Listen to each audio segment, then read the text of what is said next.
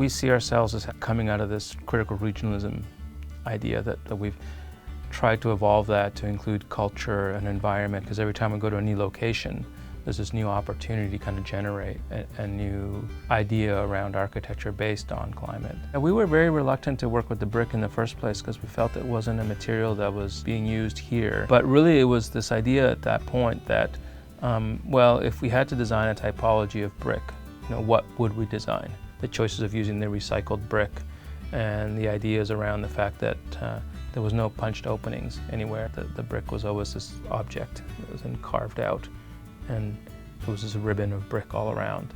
We actually convinced them to not paint it right away.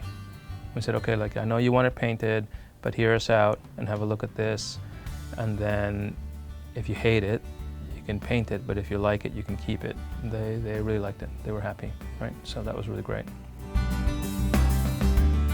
I feel like design's kind of been a very personal journey for me because I've learned so much through our clients. I've been so fortunate to work with amazing people. Sometimes helping them to live with less is our greatest ambition.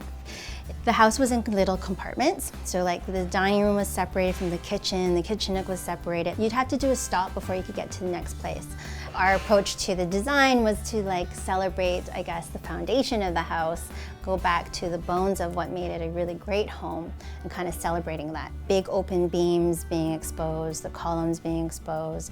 We didn't even know we had a wood ceiling till we were trying to open up some of the walls. And then when we discovered it, we're like, oh, well, we should totally just use this ceiling. So we ended up peeling back all the drywall and going down to framing, and that's when we realized, wow, it just needs a bit of love. They're paying a lot of money for this view, so let's optimize seeing the view from anywhere in the house. Wouldn't it be pretty amazing if your whole entire living room, dining, kitchen is literally you treat it like a Juliet balcony, right? So it literally is inside outside. Really became known almost as the slab table guys at the beginning.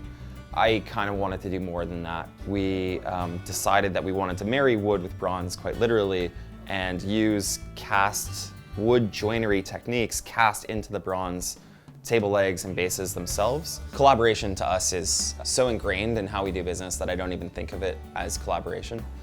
When I first started, I wanted to own my own wood shop, own my own foundry, own my own glass blowing studio, and just do everything myself. That naivety wore off really quickly. Kind of realized, well, I don't have 20 years to attach to each of those activities to become an expert at it. So Jeff and I collaborated. We've done some credenzas together, and we hadn't seen that really on the market very much, a hand-painted credenza. So you're acquiring an original art piece. And all that we were doing at the time was saying, well, hey, you have these skills and I have these skills, and is there a possibility that we could bring those two together? I've been painting full-time for 12 years and have been designing for around 6 now, with my first collaboration being with the Burt Brothers with the rugs. I have 3 collections.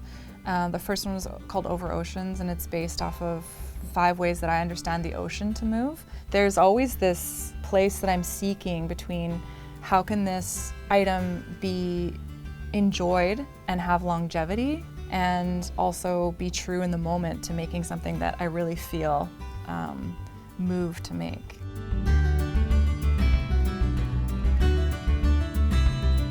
Point Grey House, that was one of the largest houses to date, and that was one it was probably really only about our 5th house that we had done.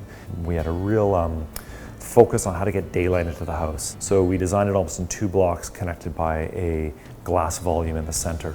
And the idea of that glass roofed volume was, of course, to bring in sunlight and daylight throughout the day through all areas of the house. So kind of a common planning theme we will have with our houses is connecting a big open living family space to the rear yard. We're quite minimalistic in our interior design and our buildings themselves.